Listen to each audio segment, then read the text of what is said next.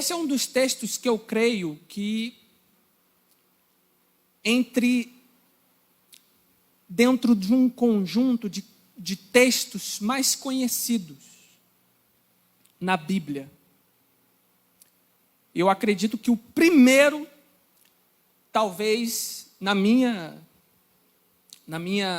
lista, o primeiro eu acredito que seja o Salmos 23, todos conhecem. Muitas pessoas recitam o Salmos 23, até pessoas que não são cristãos.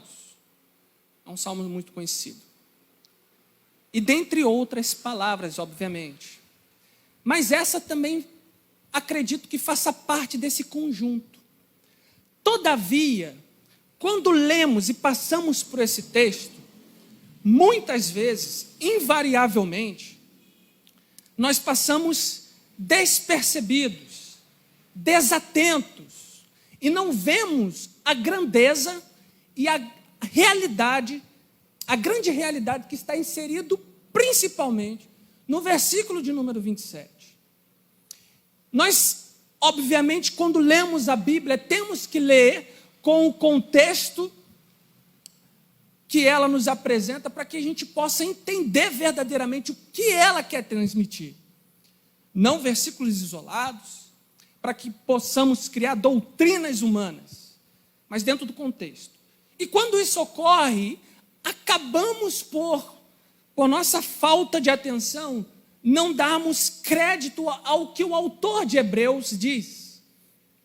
O autor de Hebreus, alguns dirão que poderia ser o apóstolo Paulo, pelo estilo da linguagem, mas ainda não há certezas, não temos certeza de quem escreveu. E, independentemente, quem escreveu trouxe algo profundo para todos nós. E o que é isso? O que há de profundidade nesse texto? Ele diz o seguinte: e como aos homens está determinado morrer uma só vez.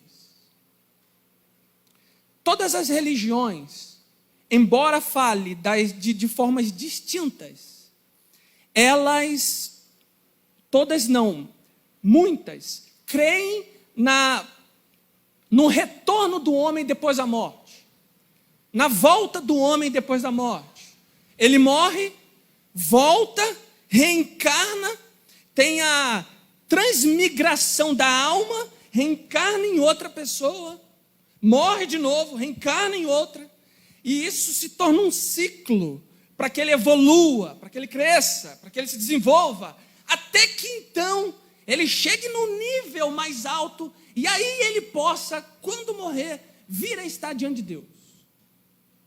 Platão já falava um pouco disso naquela época. E no decorrer dos séculos isso foi se desenvolvendo. Mas o autor está dizendo aqui bem claro, e a Bíblia também nos afirma claramente, que ao homem está ordenado morrer uma única vez. Uma só vez. E falar de morte, muitas vezes, é um pouco complicado. E eu sei que hoje é um culto de comemoração. Mas temos que trazer as realidades das coisas. Falar de morte é um tanto complicado. Envolve sentimentos, principalmente quando há entes queridos. Mas é uma realidade absoluta que todo homem, mulher, morrerá. Todos nós aqui, todos nós, sem exceção, e todos nós sabemos disso, morreremos um dia. Daqui a 100 anos, ninguém que está aqui, neste auditório, nesta igreja, estará mais aqui. Todos nós morreremos. Só que a grandeza do texto está o que vem após. E ele diz o seguinte: então nós vemos que o homem morre uma vez só. Ele morrerá apenas uma vez, só há uma vida. Alguns chegam até fazer brincadeiras que gato tem 7 vidas e tudo mais. Muitas brincam dessa forma. Não existe isso para o homem, e nem sequer também para o animal. Morreu, segue-se então o que o texto diz? O juízo, o julgamento. E essa é a grandeza que muitas vezes nós não percebemos, não damos valor, não nos atentamos, não nos preocupamos, embora saibamos disso tudo, muitas vezes queremos fugir dessa realidade para que possamos viver uma vida boa, mas nós temos que ter a consciência, principalmente, nós cristãos, que um dia nós estaremos diante de Deus. As nossas obras serão julgadas e Deus julgará todos com reta justiça. Não haverá jeitinho brasileiro como nós conhecemos aqui. Não é uma justiça como a justiça do homem que é falha, que é corrupta, que é imoral. É uma justiça plena, totalmente perfeita. E todos nós passaremos por ela. Alguns, obviamente, serão para o gozo eterno. Glória a Deus por isso. Passaremos diante de Deus para sermos salvos, estarmos com Ele em glória, vivendo plenamente. Outros, porém, estarão vivendo em sofrimento eterno, permanentemente, sem saída, sem volta. Não há volta mais.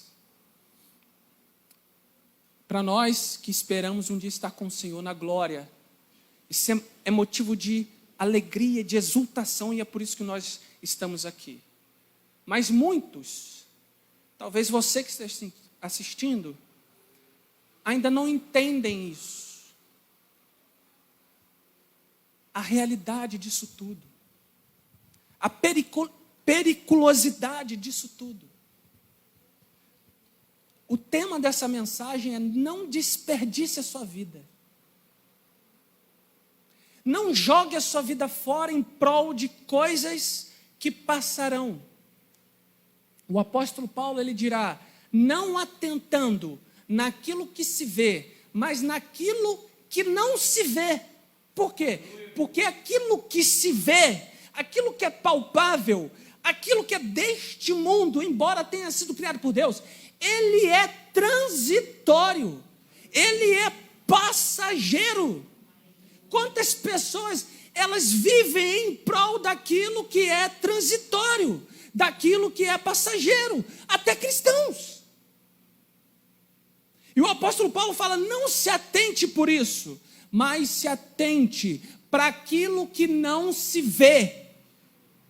Ele está falando do que naquele momento? Ele está falando daquilo que nós não podemos literalmente enxergar, o campo espiritual, a vida após essa vida. E a vida após essa vida é a vida plena, essa quando é vivida para Deus. Todavia, a vida após essa vida sem Deus é a morte, é o sofrimento eterno. Então hoje, a sociedade, ela vive em prol das pulsões que o mundo oferece. O mundo aqui é o sistema do mundo, não é as galáxias, os planetas, mas o sistema do mundo. As ideologias que o mundo prega, para tirar a atenção das pessoas em relação a Deus.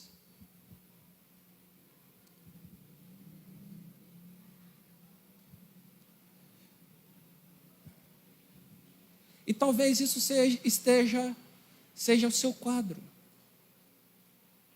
Até mesmo de cristãos, que nesse período pandêmico que nós estamos passando,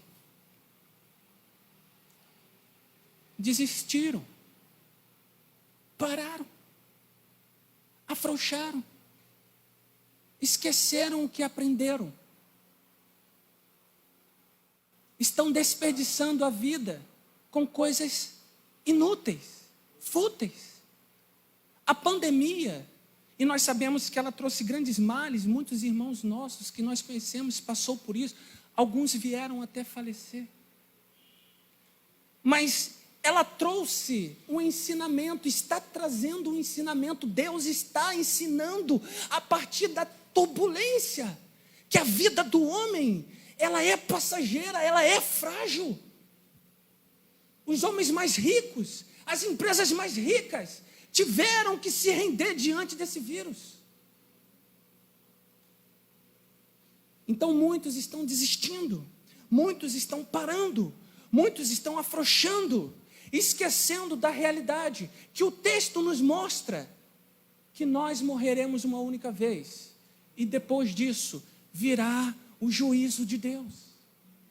O que Deus quer nos ensinar através desse texto, através desta carta que o autor escreveu para aqueles cristãos e serve para todos os cristãos sucessivos, é que venhamos nos despertar para essa realidade. Despertar para a realidade de que um dia todos nós estaremos diante dele.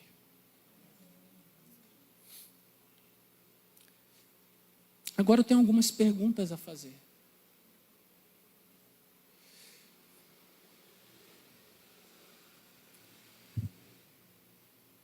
Eu tenho até que horas?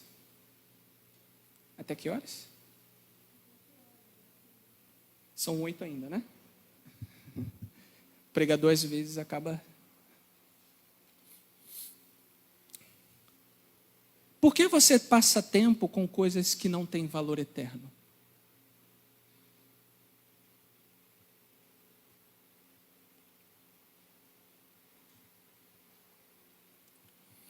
Foi-nos dado uma vida para viver. Você tem vivido para a eternidade?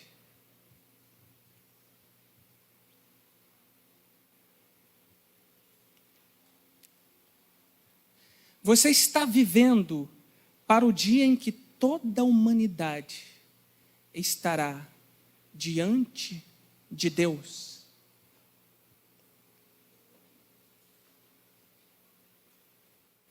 Essa mensagem serve para adolescente, para todo tipo de pessoa.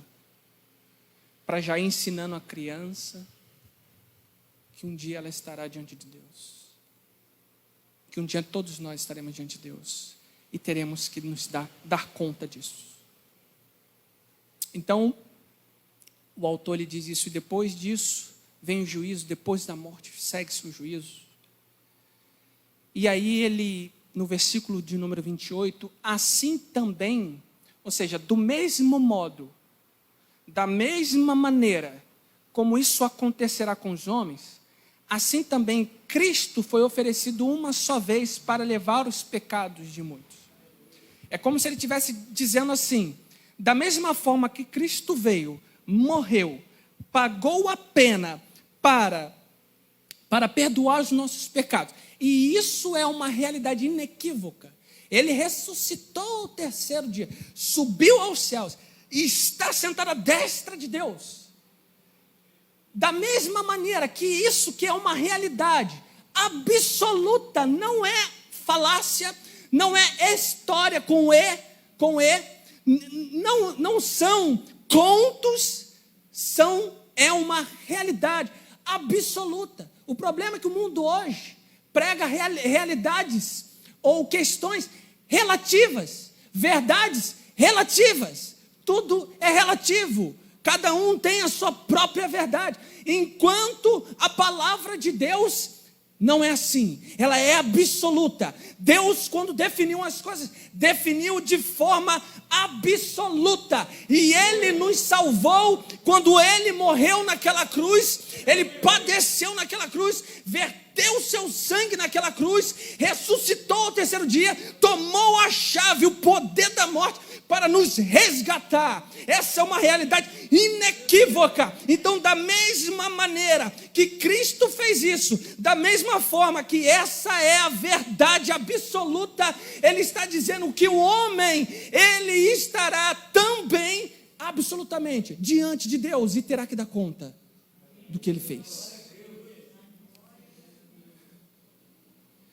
E ele ainda diz, como nós cantamos aqui, Maranata, a hora vem o Senhor Jesus.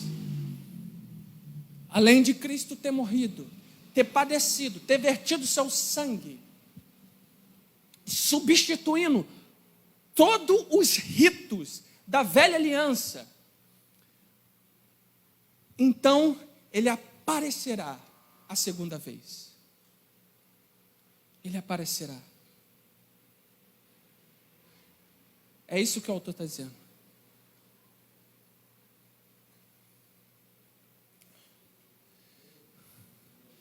Então podemos tirar aqui 4 verdades.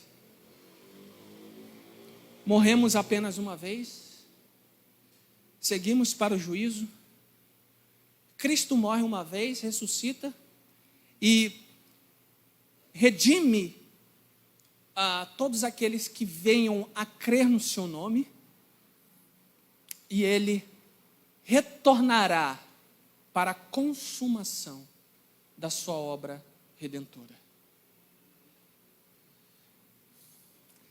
O que isso tudo tem a ver? Como já falamos, aonde você está colocando os seus olhos e aonde você está direcionando a sua vida? Você que já foi um cristão, ou você que ainda não é, talvez esteja assistindo essa live.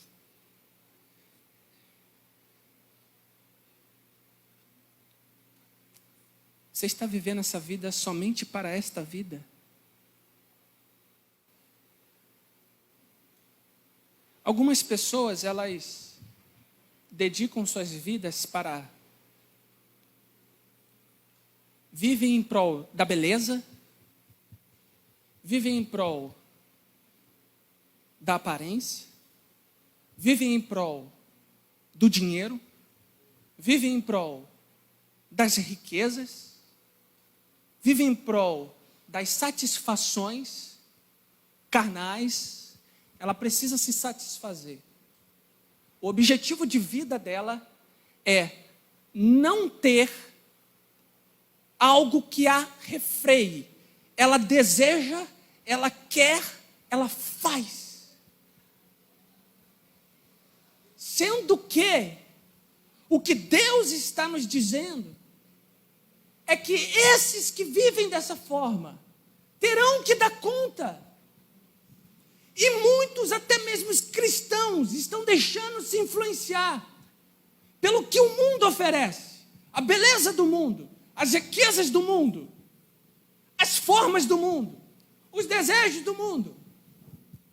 Estão entregando as suas vidas a essas coisas, esquecendo do que já havia aprendido.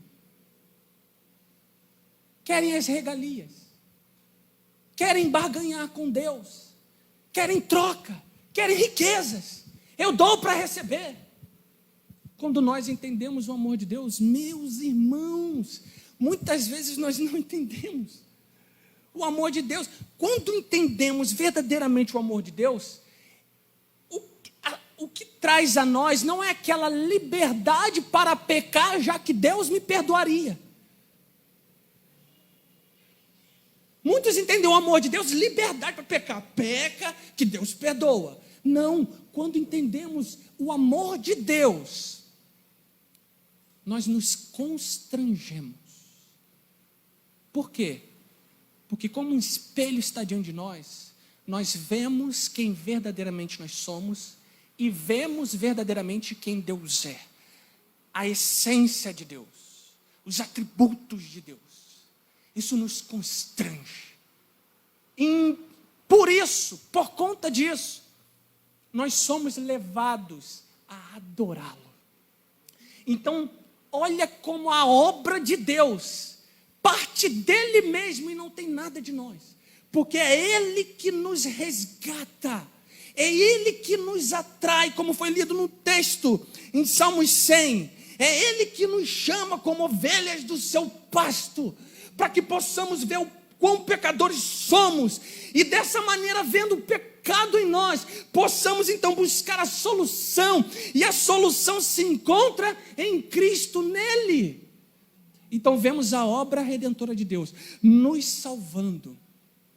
Quando entendemos verdadeiramente o amor de Deus, que nós não merecíamos ser salvos por conta dos nossos pecados e erros. E nós bem sabemos que somos pecadores e que erramos. Quando nós nos damos conta com isso,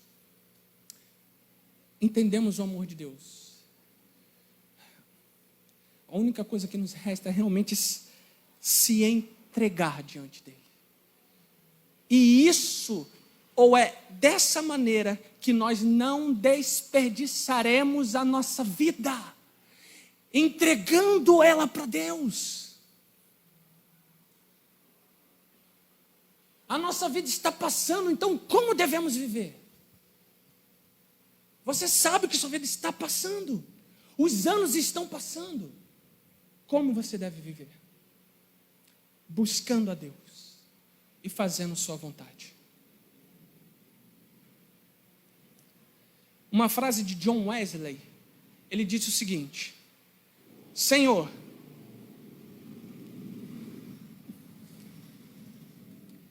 não permita que eu viva inutilmente.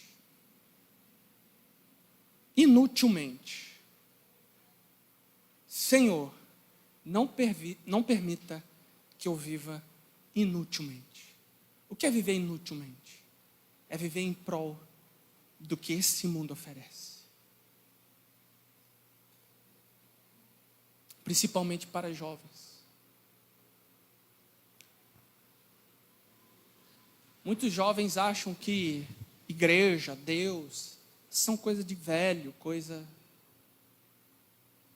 Se nós soubéssemos o que nos espera, se você soubesse o que se espera, você não consideraria dessa forma. É uma realidade, irmãos. Todos nós estaremos diante de Deus.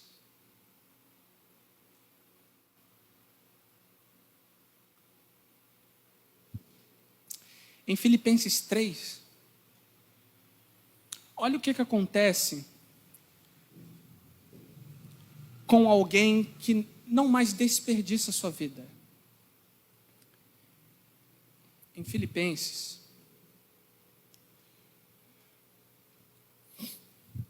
capítulo de número 3, diz assim, eu vou ler rapidamente para ganharmos tempo.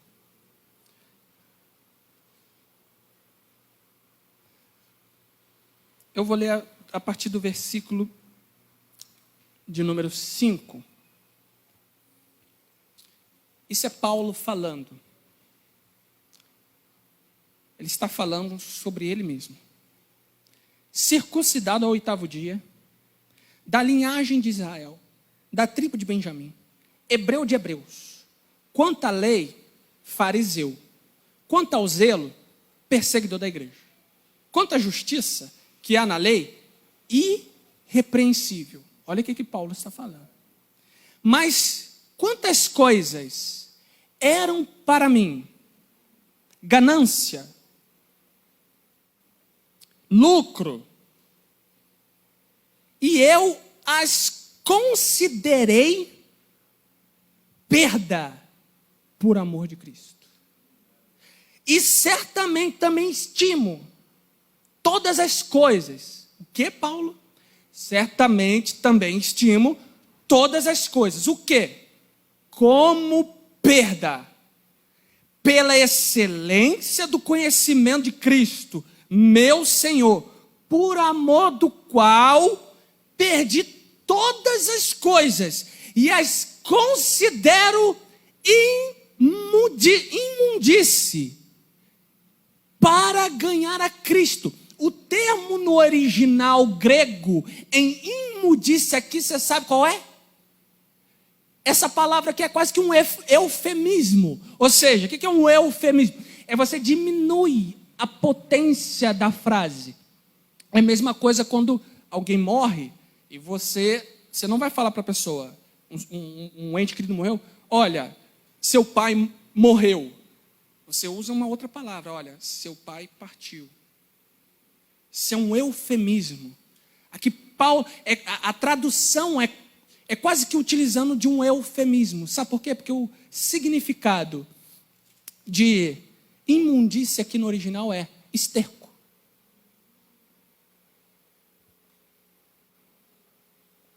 Olha o que o apóstolo Paulo está dizendo. Ele está dizendo que é excremento. Tudo. Nós temos que entender o contexto. Aqui o apóstolo Paulo está dizendo, eu era o que eu era. Eu poderia ter pompa. Eu poderia ser líder, sacerdote, estar à vista de pessoas, ser reconhecido. Mas eu considerei tudo que eu tenho, tudo que eu sei, as línguas que sei falar. Paulo sabia falar todas as línguas daquela época. Tudo que eu sou, circuncidado, hebreu de hebreus, pela lei fariseu, eu considero isso tudo que eu tenho como perda. Por quê? Por causa da excelência do conhecimento de Cristo. Isso é não desperdiçar a vida. Como assim? Viver para a glória de Deus. Viver para Deus. Entregar a vida para Deus. Se regozijar em Deus pelo aquilo que Ele fez por nós na cruz do Calvário. Pela salvação que Ele nos concedeu, mesmo nós não merecendo. Os nossos pecados estavam expostos diante de nós. Os nossos pecados acusam a nós mesmos, mas Cristo nos purifica de todo pecado, nos lava, nos redime, para que possamos então viver para Ele, e no dia, quando morrermos, nos encontrarmos com Ele, não para o juízo eterno e condenação eterna, mas para o gozo eterno, a alegria eterna, a salvação, a vida plena, que é viver em Deus. E algumas pessoas consideram isso como chatice. Eu vou para o céu, e o que eu vou fazer no céu? Olha o que Satanás faz. Olha o que a mente carnal de um homem faz. Eu vou ficar lá dando glória a Deus, aleluia. E isso a coisa é chata. Em Apocalipse vai dizer, o que o olho não viu, o que o ouvido não ouviu, nem sequer chegou ao coração do homem, foi isso que Deus preparou. Hoje você vê um lugar bonito, você fica com vontade de estar lá. Eu gostaria de viajar para aquele lugar. Eu gostaria de estar lá. Eu gostaria até de morar lá. Olha que bonito o lugar. Não é assim? Final de ano, férias, as pessoas viajam para os lugares que elas gostam, que elas amam, que elas acham bonito. Será que o céu não é infinitamente melhor a qualquer lugar que você possa considerar bom?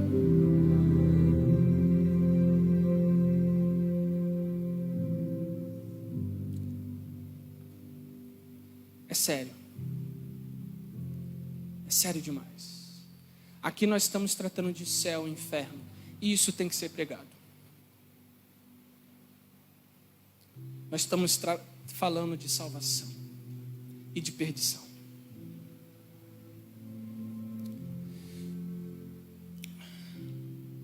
Então, como devemos viver a nossa vida?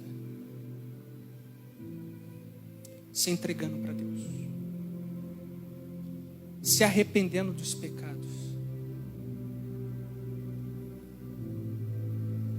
É olhar para Deus e vê-lo como seu Salvador, verdadeiramente.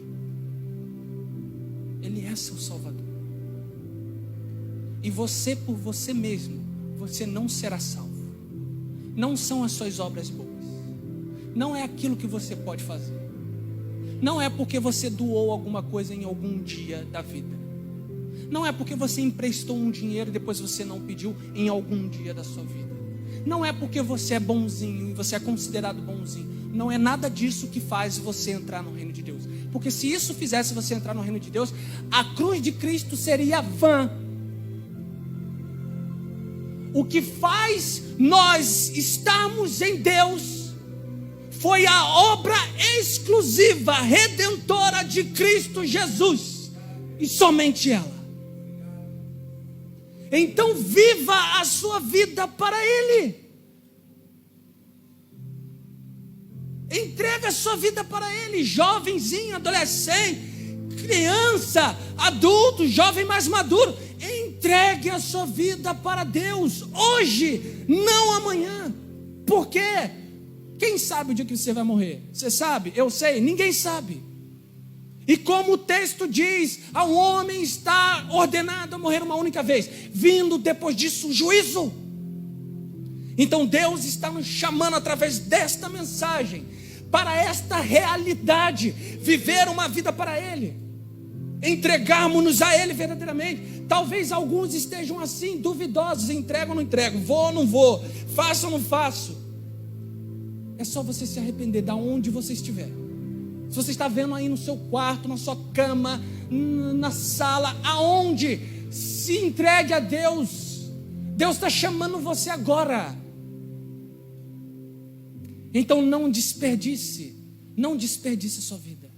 Não desperdicemos a nossa vida com coisas banais. Nós fomos chamados para viver para a glória de Deus. Isso requerirá de nós algumas coisas.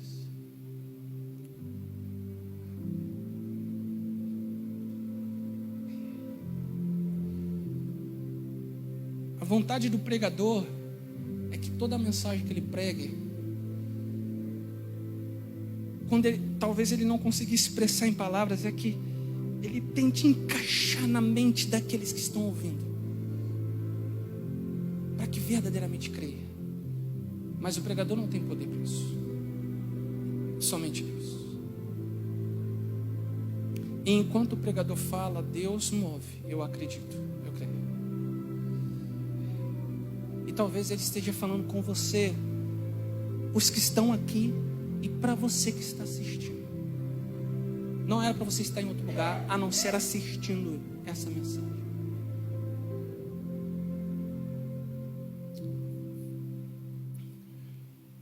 O mundo, ele é como um museu. Eu fui poucas vezes em alguma... Na verdade, eu fui uma vez em um museu. Fui com a minha noiva que está aqui. Primeira vez que eu fui. E lá nós vemos algumas artes. Os artistas, eles mostram os seus trabalhos. E ficamos ali admirando, interagindo, vendo, participando ali, tentando entender algumas artes, né? Às vezes a arte, ela traz um conceito que não é tão fácil de entender se só apenas olharmos, mas é necessário às vezes se aprofundar no que o autor queria passar, a mensagem que ele queria passar. Enfim, o mundo é um museu. O sistema do mundo. E ele apresenta as suas artes.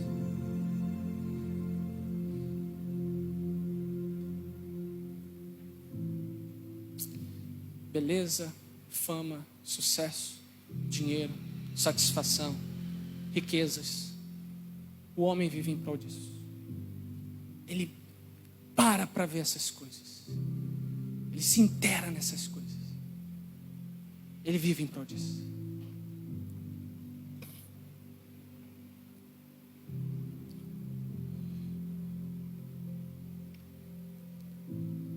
Mas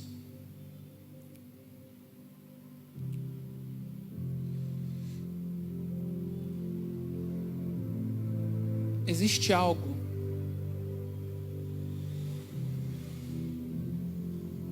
que devemos fazer para não sermos esses espectadores. Admirar a obra do mundo, admirar o sistema do mundo. Como que isso acontece? É saindo do museu.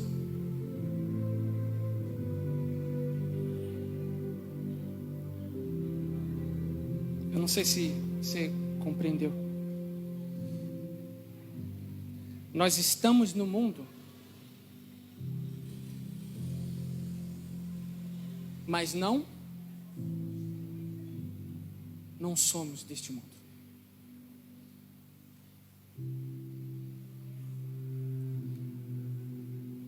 Você não foi chamado para ser o espectador das ideologias, do sistema que esse mundo oferece. Se você for um espectador, você é um espectador para ver as obras de Deus, para contemplar as obras de Deus, para passar tempo analisando as obras de Deus.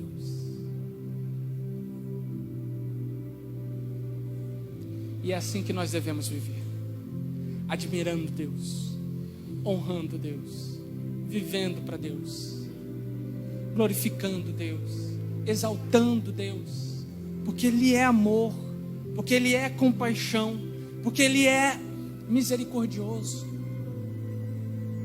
porque Ele é o nosso Salvador. Então não desperdice sua vida com coisas inúteis.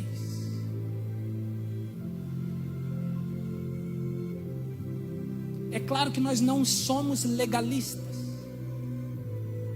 Nós temos que trabalhar, nós temos os nossos fazeres. É comum. Temos que fazer isso.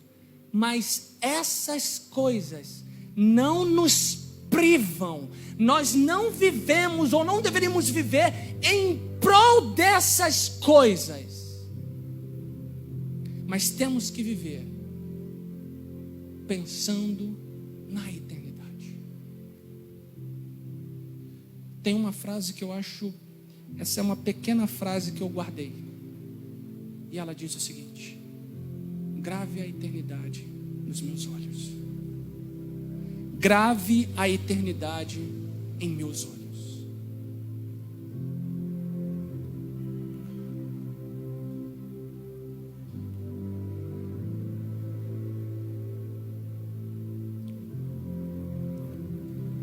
O que você fará com a sua vida então? O que nós faremos com a nossa vida?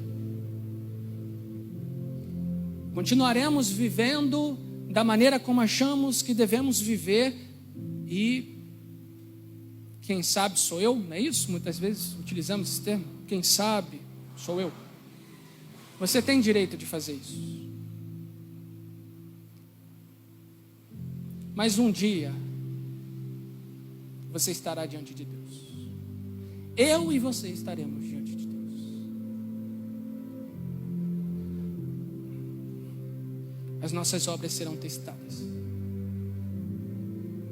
Alguns estarão à direita e outros à esquerda.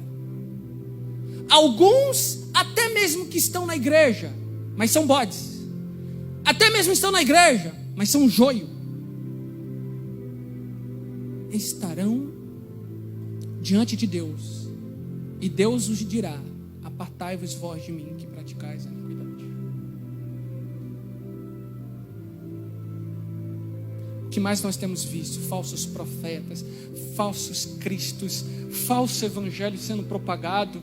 Meu irmão, se você ainda não conhece o evangelho, talvez você tenha visto tanto de coisas que não é o evangelho de Cristo.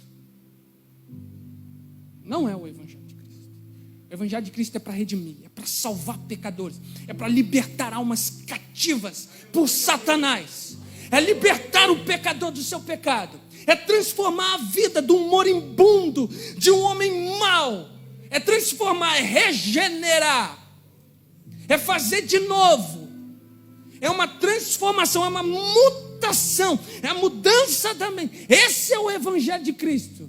É transformar o homem e fazer com que ele prossiga para o alvo, crescendo no conhecimento de Cristo Jesus. Mas alguns estarão ou ouvirão da parte de Deus: vinde, benditos meus, eu, Deus, o Senhor, preparei lugar para vós desde a fundação do mundo. É por isso que você deve viver para Deus. É por isso que nós devemos viver para Deus. Que, meus irmãos, eu fico perplexo.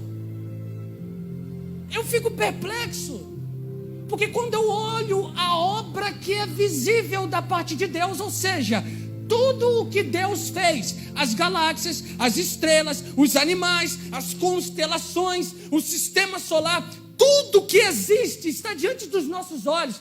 Eu pasmo pela obra magnífica, estupenda, gloriosa de Deus.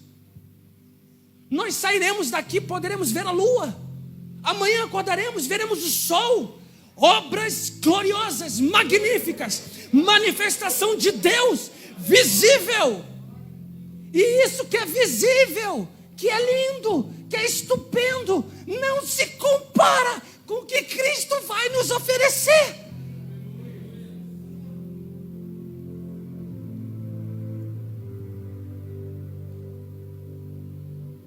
Será que isso não é motivo para você ir até Deus agora? Será que não é? Será que não é motivo para nós que já estamos, vivemos ainda mais em Deus? E se tivermos um momento de queda, de pecado, volte-se para Ele. Alguns acham que a solução é se distanciar. Eu pequei, não posso mais, porque eu estou todo errado. Mas eu estou todo errado e continua. Arrependa-se, volta para o seu Senhor. Ele está chamando.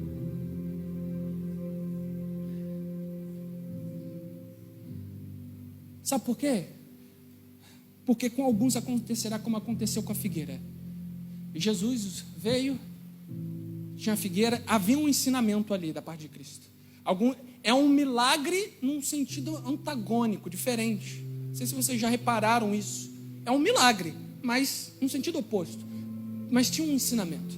Está a figueira, Jesus vem, cadê o fruto? Olha, não tem fruto.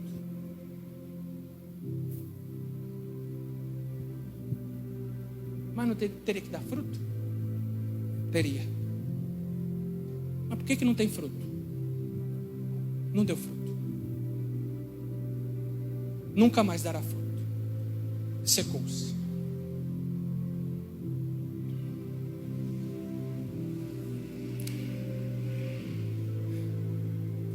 Somos chamados para frutificar. A evidência que nós estamos em Deus não são, entenda, irmãos, entenda você que está nos assistindo, não é aquilo que você manifesta dentro da igreja. A maior evidência de que você foi transformado, salvo, uma nova criatura, são os frutos. E Deus está nos chamando para frutificar para a glória dele, para olharmos para ele verdadeiramente, ver o quão grande esse Deus é.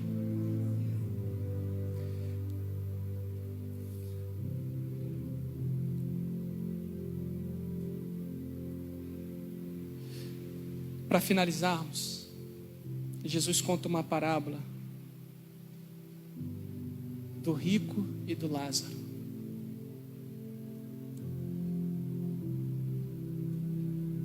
Rico e Lázaro. Alguns até questionam se é uma parábola porque ele utiliza um nome.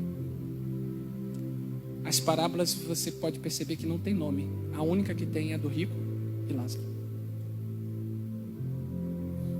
E Jesus diz que aquele pobre que fica ficava comendo das migalhas, ele é salvo.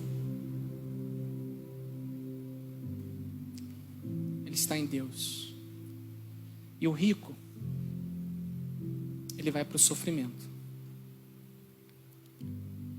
E no sofrimento, o rico, lembrando que é uma parábola que Jesus fala, né? Então tem algumas questões aí que é a conversa entre o rico que está no sofrimento e Lázaro. E então o rico, ele chega num ponto que ele fala: olha, apenas só para aliviar a minha dor, só uma gota. Irmãos, vocês já pararam para pensar que só uma gota, quando você está com sede, não adianta nada? Mas olha o que ele disse: só uma gota. E aí então a resposta é a seguinte: olha, não há como quem está aqui ir para aí e quem está aí vir para cá. E aí ele diz uma coisa: então permita que eu volte e avise aos meus, para que eles não venham para cá.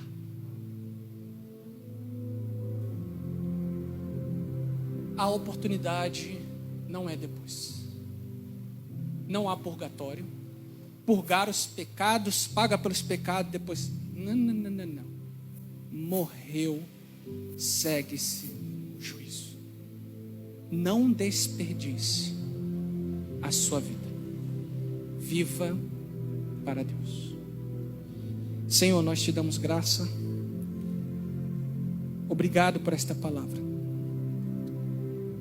Que o teu poder, ó Deus, continue a ressoar os corações. É só o teu Espírito Santo que pode falar a esses corações. Às vezes corações duros, Senhor, tão duros, ó Pai. Talvez esses estejam assistindo. Vá ao íntimo deles, Senhor. Toque. Bem como também a todos nós que já ouvimos de Ti. Senhor, quantas vezes for necessária, nos açoita. Porque a Tua palavra nos ensina que o Seu açoite é a correção, porque o Senhor nos ama. Nos corrija para que possamos viver para o Senhor. Porque não queremos, ó Deus, viver uma vida distante de Ti e desperdiçar essa vida vivendo por coisas que são passageiras, que um dia passarão e que acabará. Que nós vivamos para a Tua glória, para o Senhor, amando a Ti, nos arrependendo dos nossos erros, mas prosseguindo para o alvo, que é o Senhor. Assim nós oramos, ó Deus, em nome de Jesus. Amém.